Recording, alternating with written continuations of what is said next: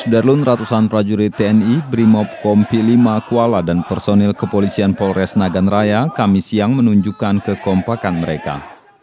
Kekompakan tersebut diperlihatkan prajurit di depan masyarakat sambil berteriak yel-yel kebanggaan korps masing-masing di alun-alun Sukamakmur. Aksi ini mendapatkan perhatian dari masyarakat yang sebelumnya hadir dalam kegiatan upacara pengibaran bendera merah putih. Nagan Raya selalu kompak. Ya. Nah, selama ini kompaknya di mana aja, Pak? Dalam kegiatan apa saja?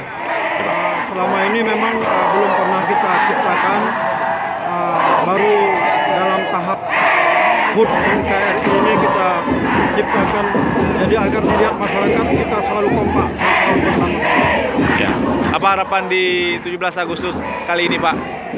Semoga kita terus ke depan semakin kompak dan bersama-sama masyarakat kita jaga NKRI.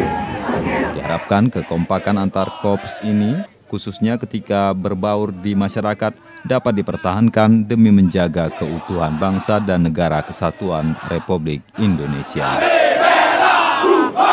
Dari Sukamakmur, Dedi Iskandar, Serambion TV.